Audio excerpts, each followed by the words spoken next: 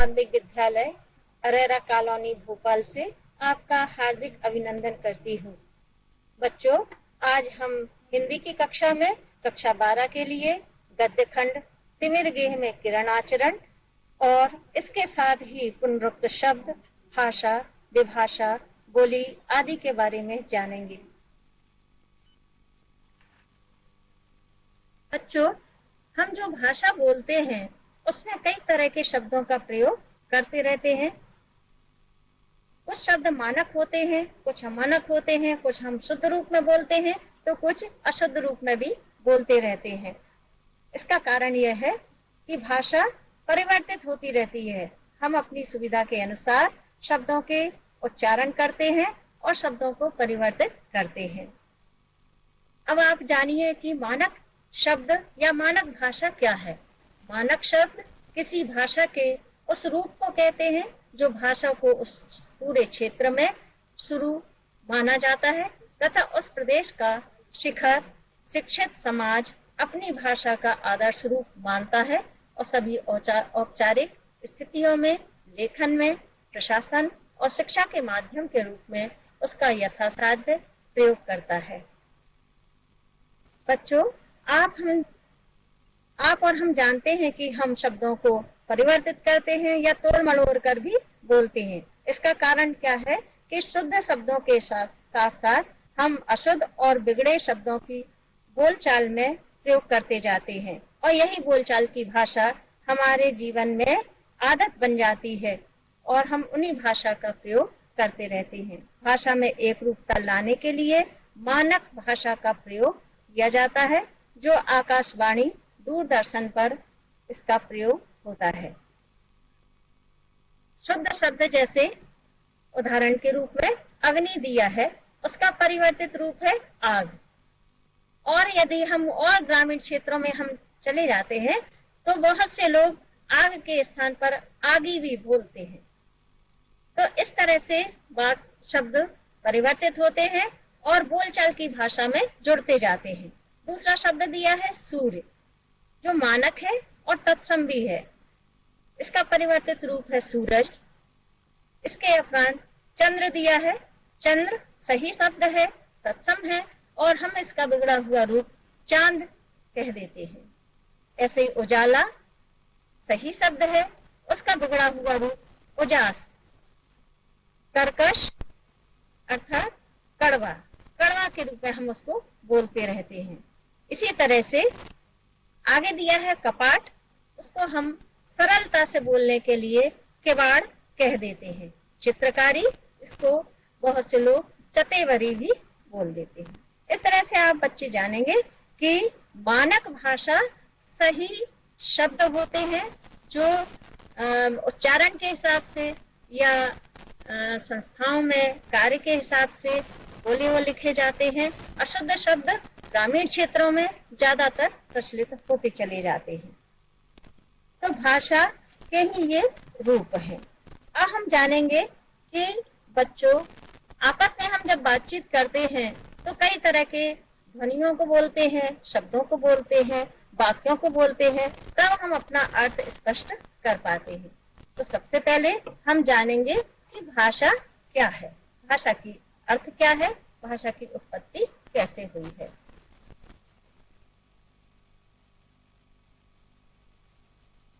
भाषा, महर्षि पाणिनि ने कहा है कि भाषा शब्द की उत्पत्ति संस्कृत के भाष धातु से हुई है, जिसका अर्थ होता है बोलना या कहना। इसमें कहते हैं भाष्यते व्यक्त वाग्रूपेण अभिव्यज्यते भाषा, अर्थात भाषा वह है जिसे बोला जाए। विचारों के पारस्परिक आदान प्रदान को ही हम भाषा कहते हैं, अर्थात भावों और विचारों को व्यक्त करने का एक माध्यम भाषा है।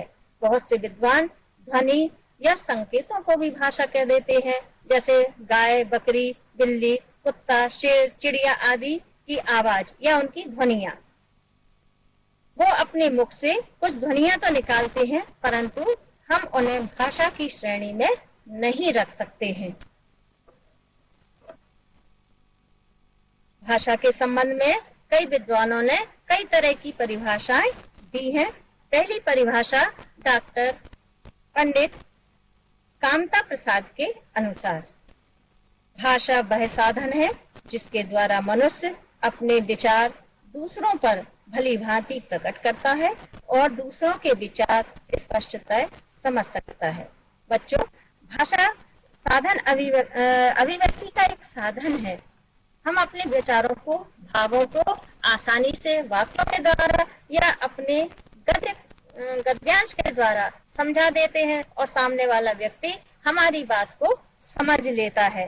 तो कुछ इशारों के माध्यम से या संकेतों के माध्यम से भी हम अपनी भाषा को बिना भाषा बोले हुए ही हम अपनी बात की अर्थ की प्रतीति भी करा देते हैं।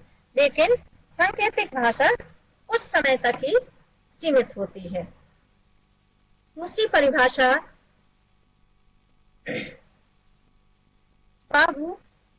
बाबूराम सक्सेना के द्वारा दी गई है। इसमें कहा गया है, एक प्राणी अपने किसी अवयव द्वारा दूसरे प्राणी पर कुछ व्यक्त कर देता है, वह विस्तृत अर्थ में भाषा है। इस परिभाषा को समझने के लिए इसमें कहा गया है, एक प्राणी अपने किसी अवयव द्वारा, यानी हम अपनी वाणी मुख के द्वारा ही बोलते हैं या हाथ पैर से या आंखों के माध्यम से हम कोई इशारा कर देते हैं, तब भी हमारी बात दूसरे तक पहुंच जाती है। बच्चों, आपको मैं एक उदाहरण दूंगी कि जब आपकी क्लास में या कक्षा में कोई शिक्षक पढ़ाता है और कोई बच्चा उठकर बोलता है, क्या मैं बाहर जा सकता हूँ, या बाहर से आने वाला बच्चा बोलता है, क्या मैं अंदर आ सकता हूँ, तो शिक्षक कक्षा में अवरोध उत्पन्न ना हो, किसी तरह की व्यवधान उत्पन्न ना हो, तो वह हाथ से इशारा कर देता है आने के लिए या जाने के लिए, अपनी स्वीकृति या अस्वीकृति दे देता है। अर्थात संकेत के माध्यम से वह अपने भावों को प्रकट कर लेता है और सामने वाला बच्चा उस भाव को ग्रहण कर लेता है। तो यही परिभाषा बाबूराम सक्सेना के द्वारा दी गई है कि एक प्राणी अपने किसी अवयव के द्वारा दूसरे प्राणी पर कुछ व्यक्त कर देता है। यह विस्तृत अर्थ में भाषा है। भाषा कितनी व्यापक होती है उसके संदर्भ में रघुवीर सहाय ने लिखा है, भाषा व्यापक है। इसके आगे लिखते हैं, बात बोलेगी हम नहीं। लेखक बोलता है कि बात बोलेगी, हमारे जो कथ्य है या जो कथन है वह बोलेगा, मैं नहीं बोलूंगा। भेद खोलेगी बात ही, और जो गूढ़ रहस्य है उसको भी हम बात के माध्यम से ही खोल सकते हैं। भाषा मानव की क्रांतिकारी उपलब्धि है। आंगिक भाषा की सीमा को पार करके जब मानव ने भाषा की सहायता से चिंतन और मनन की परिधि बढ़ाई, तो उसने खगोल और भूगोल दोनों पर ही विजय प्राप्त की।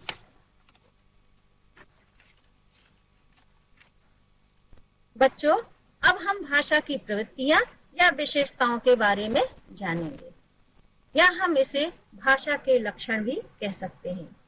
पहला दिया है, भाषा अर्जित संपत्ति है। तो बच्चों, भाषा को अर्जित किया जाता है, इकट्ठा किया जाता है। जिस परिवार में बच्चे का लालन पालन होता है, बच्चा भी उसी भाषा को अर्जित करता है। यदि परिवार बंगाली है तो बंगाली सीख जाता है, यदि परिवार हिंदी या अंग्रेजी या कोई क्षेत्रीय भाषा बोलता है तो बच्चा आसानी से उसी भाषा को अर्जित कर लेता है। नंबर 2, भाषा का अर्जन अनुकरण द्वारा होता है। बच्चे, आपने देखा होगा कि छोटे छोटे जो घर में बच्चे होते हैं वो नकल कर लेते हैं, जल्दी से किसी भी कार्य का अनुकरण करते हैं, क्योंकि बच्चों में अनुकरण करने की या नकल करने की तीव्र क्षमता होती है। वह अपने परिवार के सदस्यों का, उनके कार्यों का अनुकरण करते हैं और सीख लेते हैं। अतः जिस भाषा का प्रयोग परिवार द्वारा किया जाता है वह उसका अनुकरण करता है। बच्चा अपने माता पिता के संपर्क में अधिक रहता है तो वह अपने माता पिता की भाषा को जल्दी सीख लेता है।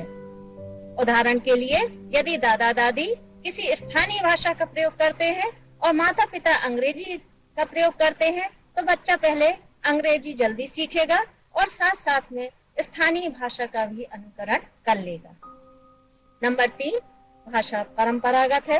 भाषा परंपरागत होती है, यह अपने माता पिता, परिवार, समाज आदि में एक पीढ़ी से दूसरी पीढ़ी तक स्वतः ही प्रवेश कर जाती है। समाज के लोग अनुकरण कर स्वयं आत्मसात कर लेते हैं। बच्चों, आपने देखा होगा कि जिनके भाई बहन विदेशों में रहते हैं और मूल निवासी भारत के हैं, तो उन्हें हिंदी बोलनी अवश्य आती है और वो साथ साथ में अन्य भाषाओं को भी सीख लेते हैं। नंबर 4, भाषा परिवर्तनशील है। भाषा को सरल बनाने की दृष्टि से, या यूं कहें कि अपनी अभिव्यक्ति को सरलता प्रदान करने के लिए भाषिक परिवर्तन करते हैं। जैसे आपने देखा होगा, एक तुलसीदास जी की एक चौपाई सुनी होगी। सीता हरण का समय था और सीता का हरण हुआ तो राम जी उन्हें ढूंढते हुए वन वन भटक रहे हैं और वो एक स्थान पर कहते हैं, हे खग हे मृग मधुकर श्रेणी, तुम देखी सीता मृग नैनी। तो इसमें हे खग हे मृग, उसमें जब तुलसीदास ने ये चौपाई लिखी तो खग का मतलब संसार में या आकाश के अंदर रहने वाले या आकाश में उड़ने वाले समस्त प्रकार के प्राणी। इसी तरह से हे मृग यानी जंगल के अंदर रहने वाले सभी जानवर। अर्थात कहने का तात्पर्य है कि हे खग और मृग, खग और मृग जो शब्द थे पहले बहुत उनका अर्थ विस्तृत था, अब धीरे धीरे इनका अर्थ संकुचित हो गया है। खग को हम केवल पक्षी के नाम से जानते हैं और मृग को हम हिरण के नाम से जानते हैं। इस तरह से हम बच्चों जाने कि भाषा कठिनता से सरलता की ओर अपना मार्ग बना लेती है। उदाहरण के लिए संस्कृत के व्याकरण में 3 वचन होते हैं, कई प्रकार होते हैं, लिंग प्रकार होते हैं, विभक्ति के अनेक प्रत्यय होते हैं, लेकिन हिंदी और अंग्रेजी में एक वचन और बहुवचन का प्रयोग होता है। स्त्रीलिंग पुल्लिंग होता है और नपुंसकलिंग हम प्रयोग में नहीं लाते हैं। इसी तरह से विभक्ति के कुछ ही प्रत्यय स्वीकार करते हैं। इस तरह से बच्चों आप जानेंगे कि भाषा निरंतर परिवर्तनशील होती है।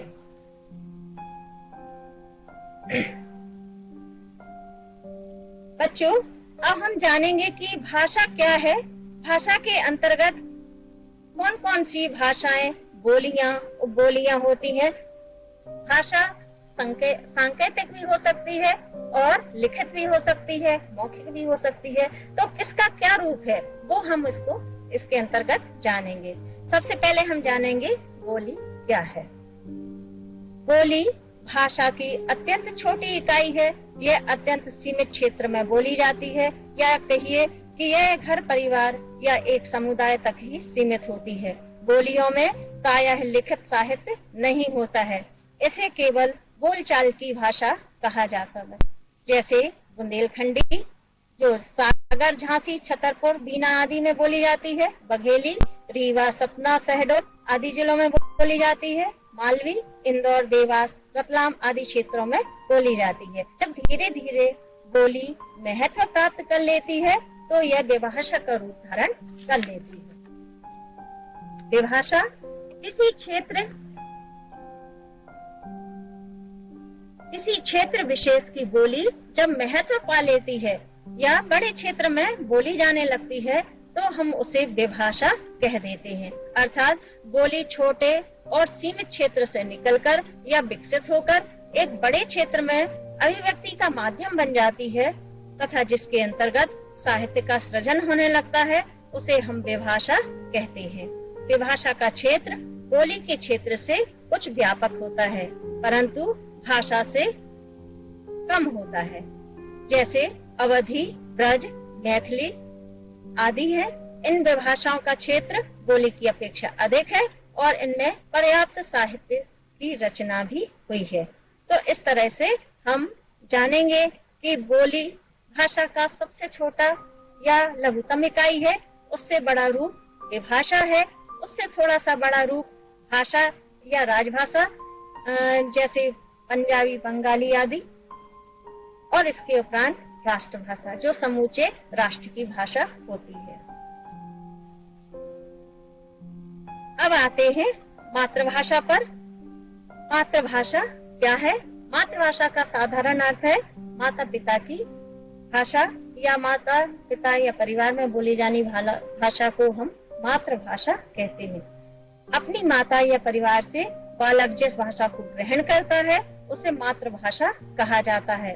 माँ के द्वारा बोली गई भाषा का ही बच्चा अनुकरण करता है और सीखता है।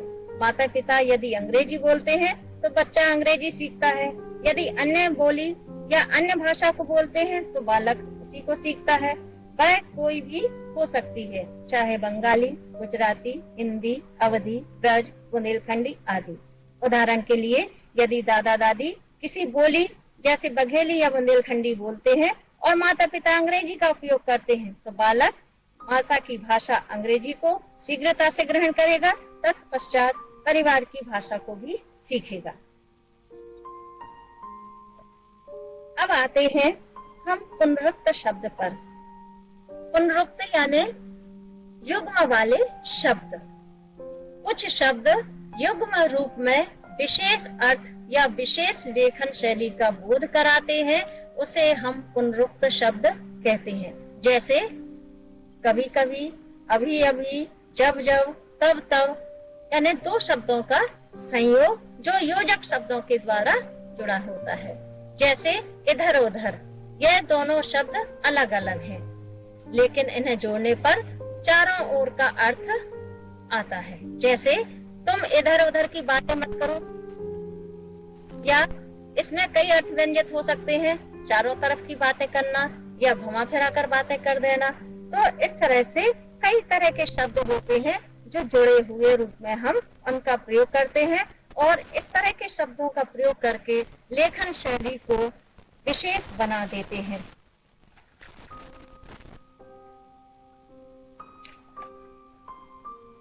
पुनरुक्त शब्द एक उदाहरण और मैं बताती हूँ। पुनरुक्त शब्द जैसे गली गली, इसका अर्थ होगा प्रत्येक गली या सभी गलियों में। दूसरा उदाहरण, वह दर दर भटक रहा है, तो दर दर का मतलब है प्रत्येक दरवाजे पर या प्रत्येक दर पर। इस प्रकार हम पुनरुक्त शब्दों को तीन भागों में बांट सकते हैं। नंबर 1 पर्यायवाची, नंबर 2 विलोमार्थी या विरोधी शब्द, तीसरा सार्थक और निरर्थक शब्द। पर्यायवाची शब्द में कुछ ऐसे योजक शब्द होते हैं या पुनरुक्त शब्द होते हैं जिनके बीच में योजक चिन्ह लगा रहता है और दोनों एक दूसरे के पर्याय होते हैं। जैसे जान पहचान, जान का अर्थ होता है जानना और पहचान का अर्थ होता है जानना, तो लगभग दोनों एक दूसरे के पर्याय ही हैं। बड़े बूढ़े, बुजुर्गों को हम अधिकांशतः बड़े बोलते ही हैं और बूढ़े को भी हम बुजुर्ग की श्रेणी में ही रखते हैं। तो दोनों ही शब्द कैसे हैं? पर्यायवाची हैं और युग्मक हैं। नंबर 2 विरोधी या विलोमार्थी, लाभ हानि, छोटे बड़े, जन्म मृत्यु, माता पिता, टेबल कुर्सी, सभी अलग अलग विरोधी शब्द हैं, विलोमार्थी हैं। जैसे लाभ का अर्थ अलग है, हानि का अर्थ अलग है, एक दूसरे के विरोधी है। छोटे बड़े, जन्म मृत्यु, तो इस तरह के शब्द भी योजक के रूप में हम प्रयोग कर लेते हैं, उन्हें भी पुनरुक्त शब्द के रूप में हम प्रयोग में लाते रहते हैं। तीसरा है सार्थक और निरर्थक, पानी वानी, चाय माय, खाना माना आदि। तो पानी सार्थक शब्द है और वानी उसके साथ निरर्थक शब्द जुड़ा हुआ है। चाय माय जो हमारी बोलचाल की भाषा होती है, हम उसमें ऐसे शब्दों का प्रयोग करते रहते हैं। चाय सार्थक है, उसका एक अर्थ है, और माए उसके साथ में हम निरर्थक शब्द बोलते रहते हैं। खाना माना, खाना सार्थक है और माना निरर्थक है। इस तरह से बच्चों आपने पुनरुक्त शब्द, मानक शब्द, बोली, मातृभाषा और विभाषा को जाना। अब आपको गृह कार्यों के रूप में देते हैं। जैसे आपके परिवार में कौन कौन रहता है, आप उनके नाम लिख सकते हैं। क्या आपके दादा दादी, नाना नानी कौन सी भाषा बोलते हैं, कौन कौन सी भाषाएं जानते हैं, आप उन भाषाओं का नाम लिख सकते हैं। दूसरा प्रश्न है आपकी मातृभाषा क्या है। तीसरा प्रश्न है हम अपनी दिनचर्या में प्रायः कौन कौन से युग्मक और पुनरुक्त शब्दों का प्रयोग करते हैं, हम उनकी सूची तैयार कर सकते हैं। तो बच्चों आपने देखा कि हमने भाषा के अंतर्गत कई चीजें देखी, जैसे बोली, भाषा, विभाषा, मातृभाषा, है ना। तो इसके अंतर्गत भाषा को हम संक्षेप रूप में कहें तो वह विचार अभिव्यक्ति का माध्यम है। हम अपने विचारों को, मनोभावों को एक दूसरे से व्यक्त कर लेते हैं, अर्थ ग्रहण कर लेते हैं और भाषा के माध्यम से ही हम अपनी बात को दूसरों तक पहुंचा देते हैं। इसका सबसे छोटी इकाई बोली थी। बोली सीमित क्षेत्रों में बोली जाती है और जब इसका विस्तार हो जाता है, क्षेत्र व्यापक हो जाता है, तो वह विभाषा के रूप धारण कर लेती है। विभाषा बोली से थोड़ा सा बृहत रूप है, जो जिनमें साहित्य सृजना होती है, यानी साहित्य लिखा जाता है और थोड़े से बड़े क्षेत्र में इसका उपयोग होता रहता है। जैसे आपने ब्रज और अवधी भाषा को देखा होगा। अवधी अयोध्या के आसपास फैजाबाद, फरीदाबाद या उत्तर प्रदेश के अधिकांश जिलों में बोली जाती है। ऐसी ब्रज भाषा भी उत्तर प्रदेश के कई जिलों में तथा मध्य प्रदेश के भी कई जिलों में बोली जाती है। तो इस तरह से हम देखते हैं कि बोली के उपरांत विभाषा का बनना और फिर भाषा। जब विभाषा और अधिक विकसित हो जाती है और बड़े क्षेत्र तक पहुंच जाती है तो वो एक भाषा का रूप धारण करती है। जैसे हमारे भारत के अंदर कई राज्य हैं जहां अलग अलग भाषा बोली जाती है। पश्चिम बंगाल की बंगाली है ना, और गुजरात की भाषा गुजराती है, महाराष्ट्र की मराठी है, और जो हिंदी भाषी क्षेत्र है वहां पर हिंदी बोली जाती है। उसकी कई उपबोलियां जगह जगह बोली जाती है। तो इस तरह से भाषा अपने परिवर्तित रूप में आती है और दूसरी बात है धीरे धीरे विकसित होती है और समाचार पत्रों की भाषा बनती है, साहित्य की भाषा बन जाती है। और जब विभाषा पूर्ण रूप को प्राप्त होती है, पूर्ण विकसित हो जाती है या राष्ट्र के बहुत बड़े भाग में बोली जाने लगती है, तो हम उसे राष्ट्रभाषा के रूप में जानते हैं या उसको ग्रहण कर लेते हैं। जैसे हिंदी भाषा भारत के कई राज्यों के अंतर्गत बोली जाती है और हम उसे राष्ट्रभाषा का दर्जा दे देते हैं। तो इस तरह से हमने संक्षेप में भाषाओं के बारे में पढ़ा। अब आप ये भी जान सकते हैं कि भाषा को हम बोलते किस तरह से हैं, ध्वनियों के माध्यम से, शब्दों के माध्यम से या वाक्य के माध्यम से।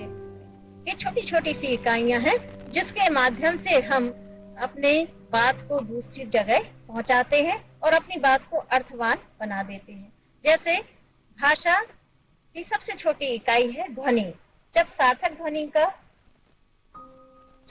ध्वनियों का हम प्रयोग करते रहते हैं तो शब्द की उत्पत्ति होती है। जैसे कमल, इसमें क के साथ आ का भी उच्चारण है, अर्थात इसमें कम से कम 6 ध्वनियां सम्मिलित हैं। और कमल जैसे ही हम बोलते हैं तो हम उसका अर्थ स्पष्ट हो जाता है कि हम किसी फूल के बारे में या पुष्प के बारे में बातचीत कर रहे हैं। जब हम कमल के साथ और शब्दों को जोड़ते हैं कि यह कमल का फूल है, तो ये कई शब्द सार्थक होते हैं जो एक विशेष अर्थ की प्रतीति करा देते हैं। तो ये वाक्य का रूप धारण कर लेते हैं। वाक्य की परिभाषा यही है, सार्थक शब्दों का समूह वाक्य कहलाता है। तो जब हम अर्थ की प्रतीति करा देते हैं वही वाक्य होता है। और वाक्य के अंदर कभी कभी हम एक शब्द के माध्यम से या 2 शब्द के माध्यम से भी अपने अर्थ की प्रतीति करा देते हैं। हमें पूरे शब्द बोलने की आवश्यकता नहीं होती है। जैसे उदाहरण के लिए मैं आपसे कहूं कि बच्चों कल आप स्कूल आएंगे, तो आप हाँ या ना में उत्तर देंगे, हाँ या नहीं कहेंगे। और आप हाँ करते हैं तो मैं आपका अर्थ ग्रहण कर लूंगी, या नहीं बोलते हैं तब भी आपका अर्थ ग्रहण कर लूंगी। आपको पूरे वाक्य दोहराने की आवश्यकता नहीं होगी। आप यह नहीं कहेंगे कि नहीं मैडम जी हम कल नहीं आएंगे। इतना वाक्य आप ना कह के केवल हाँ या नहीं में अपने उत्तर दे देंगे और अपने विचारों की अभिव्यक्ति कर लेंगे। धन्यवाद।